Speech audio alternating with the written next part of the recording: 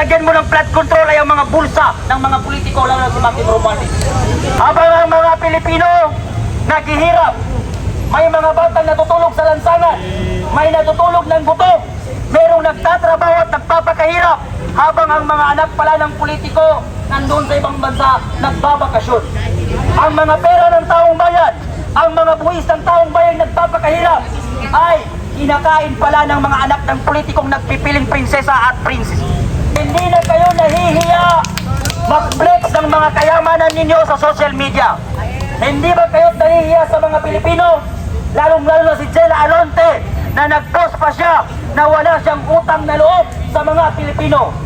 Wala ka palang utang na loob sa mga Pilipino. Ngunit hindi mo ba alam na ang nilalamon mo, ang kinakain mo at pinagyayabang mo sa mga followers mo ay kaba ng bayan? Yes! Tama!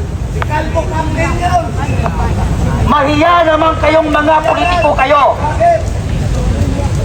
Sino pa ba ang gustong magsalita?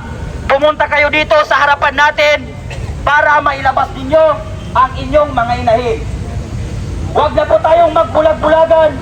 Huwag tayong magbingi-bingihan sa nangyayari dito sa ating bansa. Mga congressman na magnanakaw, mga utak-hipon ng mga politiko, at mga utak-hipon na kontraktor, at mga utak-hipon ng mga anak ng mga congressman na yan, ay marapat lamang po na kayo ang kakarmahin. Bakit ko po sinabi na kayo ay mga utak-hipon? Lalong-lalo na si Congressman Abante, sapagkat ang isang hipon ay naghalawang utak pati tayo na hindi niya napag-iwalayan tama't mali. Sino pa ba ang susunod? Lumabas na kayo, mga Pilipino. Huwag mahiya! Huwag kayong mahihiya sapagkat atin ito. Atin ang bansang ito, atin ang hinahanap natin, atin ang ipagtatanggol natin, mga kababayan. Bilang ordinaryo pong mamamayan Pilipino, karapatan po natin ang magandang serbisyo ng pamahalaan. Yes! Karapatan po natin ang magandang establishmento at mga istruktura na ginagamit po nating araw-araw. Pero wala po sa kalidad dahil sa luho at pagnanakaw na ginagawa ng mga nanunungkulan. Sagad na po ang galit ng mga Pilipino. Huwag nyo na pong kimkiming yan. Kami po ay nakikiusap. Samahan nyo na kami. Sa darating na September 21, sama-sama po tayo. Ipagsisigawan ang galit ng Pilipino sa mga magdalakaw na politiko na umaabuso sa pasensya ng bawat Pilipino. Mabuhay ang mamamayan! Mabuhay! Magandang hapon po sa inyong lahat.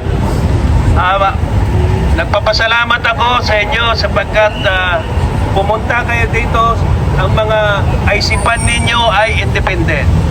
Yung sinabi nga ng ating kapatid na wala tayong dapat kulay. At nagpapasalamat din po ako sa mga kapulisan. Huwag natin sasaktan ng pulis. Siya ang protektor natin. Ang mga pulis, nakakaunawa sila. Ang mga pulis ay sa atin mga yan. Ngayon, nananawagan ako kay President Marcos sapagkat si President Marcos hanggang ngayon 1 taon, 2 taon, 3 taon, wala pang nangyayari. Kundi ano ang nangyayari?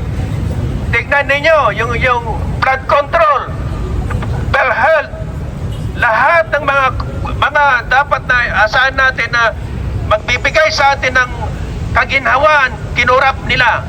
Ngayon, sino ngayon ang pananagutin natin? Dapat doon sa taas, pababa, hanggang sa baba.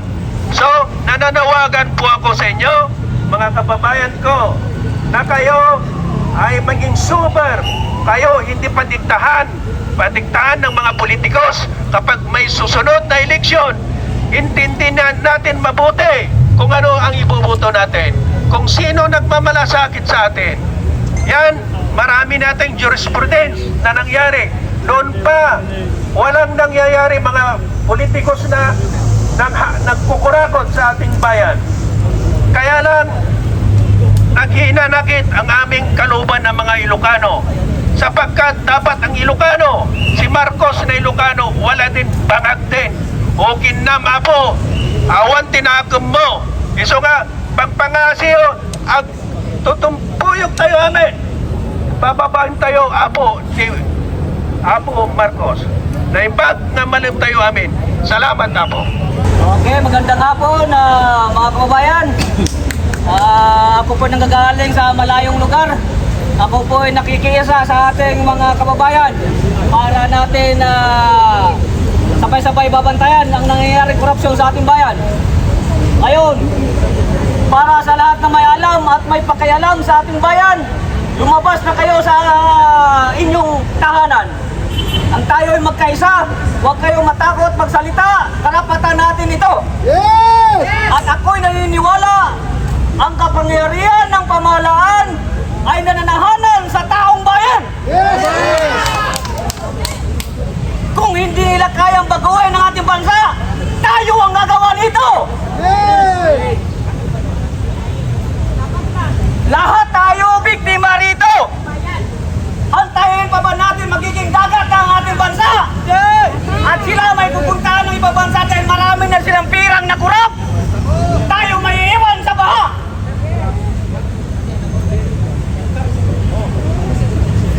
Lahat tayo nandito, kahit anong uring tao meron dito, lahat tayo biktima sa korupsyon.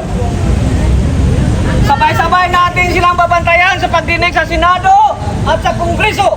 Kailangan may managot sa paglustay ng ating pundo ng taong bayan. Wala kayong dapat ikatakot magsalita at lumabas sa iyong tahanan dahil karapatan natin ito. Napakaliwanag sa ating konstitusyon, sa ating government chain of command. Who is number one? The government chain of command. Sagot! Number one, Panginoong Diyos! Pangalawa, konstitusyon o taong bayan. Pangatlo, presidente. Pangapat, government institution. Kagaya ng mga pulay, sundalo, at ano pang mga government institution. Ngayon, tanong, sino sinusunod ng mga pulay at mga sundalo? Ang Pangulo. Sino naman ang sinusunod ni Pangulo? Ang taong bayan. Sino naman sinusunod ng taong bayan? Ang Panginoong Diyos, Ama ng lumikha sa ating mundong ibabaw.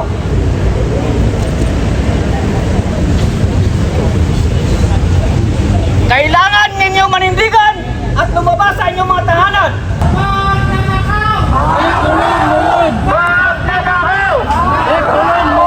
Okay mga kababayan, kailangan natin sabay-sabay bantayan ang